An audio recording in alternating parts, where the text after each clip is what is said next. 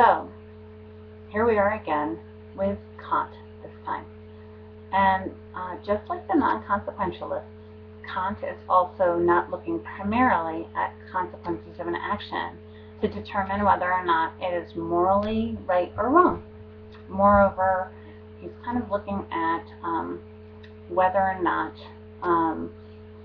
the act is right according to it innately being the right thing to do. So, for example, we apparently know that it's not the right thing to do to steal, so we shouldn't steal. And so everybody kind of has that universal understanding that it's not good to steal.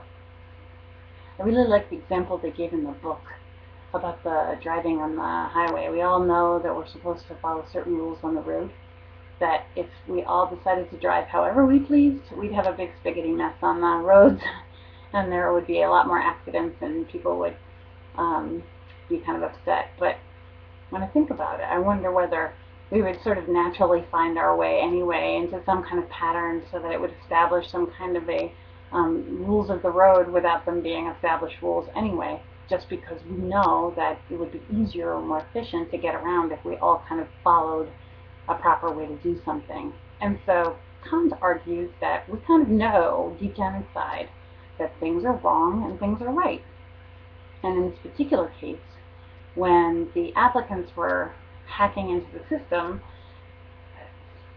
they had to have known that because they were hacking in, that there's something wrong in what they were doing. And Kant would argue that because of that, it was not morally right. Not looking at the consequences of whether or not this hurt anybody or whether or not this had any benefit to anybody.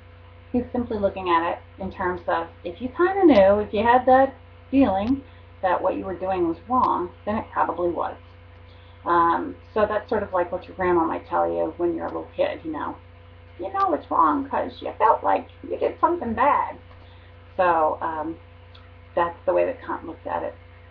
And he used the test of categorical imperative to measure whether the act was innately understood as the right thing to do. Not only that, but the act has to be what everyone would do. And so, again, if it's universally acceptable, then Kant would have it that that would be the right thing to do. And in this case, because it was not right to use unauthorized access to gain entry into the system, because if it was right to do, then there would be no safeguard to hold back the gate for the system, then it was not morally right.